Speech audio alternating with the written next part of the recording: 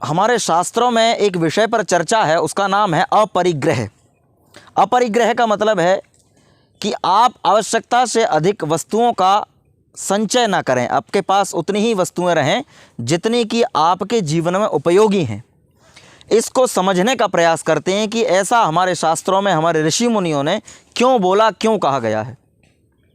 अपरिग्रह एक ऐसी चीज़ है कि हम ऐसा देखते हैं कि बाबाओं के, साधुओं के पास बहुत सारे साधन नहीं होते, उनके पास बहुत वस्त्र नहीं होते। वो एक थैले में, अपना छोटा सा थैला रहेगा, उनका 2-4 वस्त्र डाले और एक कमंडल रहता है, बस हो गया। क्या है ये आखिर? इसको हम कैसे अपने जीवन में आज के समय में समझने का प्रयास कर सकते हैं?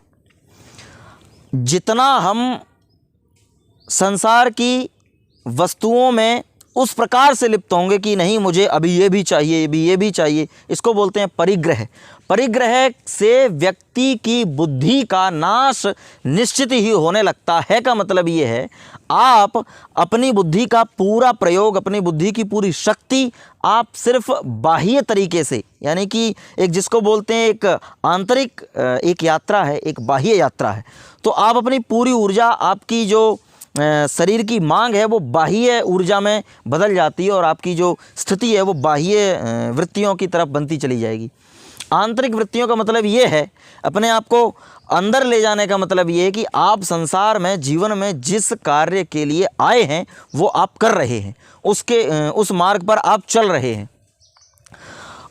अब परिग्रह से इसको ऐसे जोड़ते हैं कि अगर हम बहुत सारी चीज़ों का परिग्रह करते रहेंगे, इकट्ठा करते रहेंगे, जोड़ते रहेंगे, तो हम इस संसार का सही तरीके से प्रयोग नहीं कर पाएंगे और हम समझते उल्टा हैं। हम ऐसा समझते हैं कि मैं जितने सुख साधन मेरे पास, या मेरे पास वस्तुएं जितनी ज़्यादा हो जाएंगी उतना मैं वैभवशाली और बहुत सुखी हो जाऊंगा, अच्छा हो जाऊंगा। विपरीत होता है।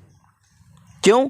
क्योंकि आपकी वास्तविक जो प्रकृति है, आप जैसे बनाए गए हो, आपकी इंद्रियां बहिर्मुखी बनाई गई हैं और आपकी जो मूल प्रकृति है, यानी कि जो ऐसे बोला है शास्त्रों में कि आप नाड़ियों के स्तर से आप अंदर की ओर जा सकते हैं, ध्यान के माध्यम से आप अंदर की ओर जा सकते हैं, वो वास्तविकता है। और उस मार्ग पर चलने के लिए हमारे लिए जो है ये परिग्रह आदि का सहारा त्यागना पड़ेगा।